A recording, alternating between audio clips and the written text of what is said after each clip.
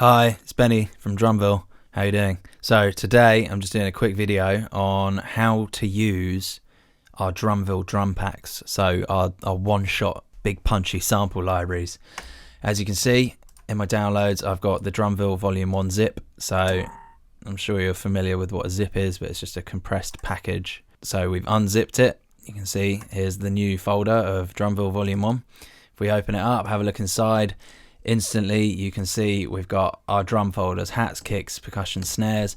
Every DRUMVILLE comes with a certificate of authenticity and an art and videos folder. Just contains some nice high-res artwork and some of the promotional videos for you to relive the laughs and share if you like.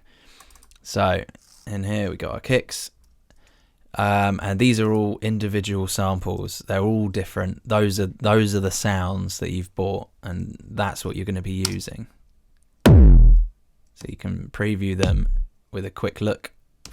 Just press spacebar, and that in itself can be a great way of running through the samples and choosing what you want to use.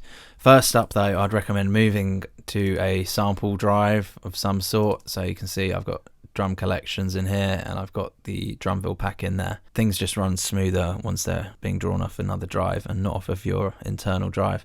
Let's open up Logic. This might be a bit Logic centric, but it should all work in other doors. So as I was saying, you can use Finder as a sort of quick and easy way of looking at your samples, but Logic has a better way. If you open up Logic's loops, if you drag that in, you can see you get the plus sign. Once you add the entire DRUMVILLE folder to the Apple loops, you'll get this new untagged loops section, and you can access your samples and preview them in here, and then just drag them into Logic. So in terms of using the samples, first way would be just on the timeline. Just program your beats by hand. There.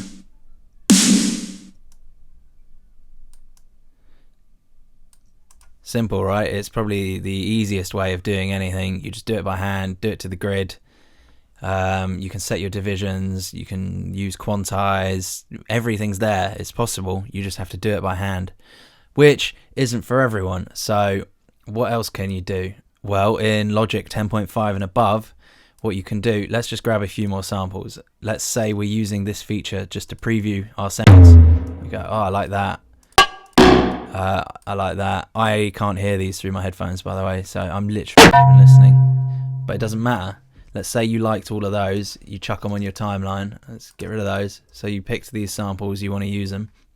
You can then select them all, drag down here, and drag to Drum Machine Designer, and Logic will automatically add those samples into a Drum Machine Designer, and you can see it's already assigned MIDI. So if we open up our MIDI editor, and there you go, you can see our samples are on here, so you can just quickly draw in beats.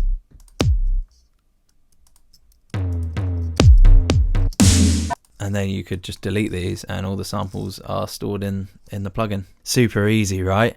I'm sure other DAWs aside from Logic have their own sort of built-in sampler that can be used in a similar way. But if you were looking for a third-party option, I would recommend having a look at Native Instruments Battery 4. So as you can see, Battery 4 is kind of similar to Drum Machine Designer. I'm sure Logic took inspiration from Battery. It's been around for a long, long time. And Battery, in turn, has clearly taken inspiration from old school drum pads, drum machines, where you've just got a drum assigned to a big pad and you just hit it. So this works similarly. You pick your samples, again, you could just scroll through Finder and drop them into your pads. And you could fill all of these out with samples if you like. I'm not going to do that right now. The important thing to note is, yep, as you click them, they play. But you have all of these editing options. You could pull off the tail, you could change the attacks, you could change the pitch of it.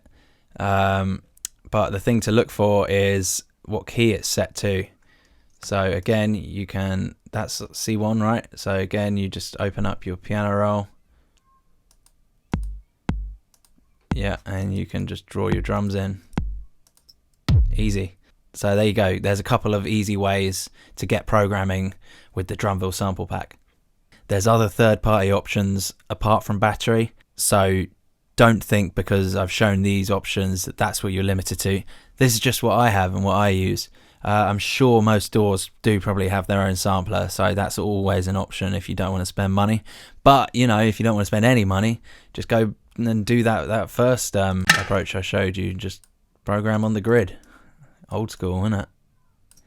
Cool. Have fun. Bye.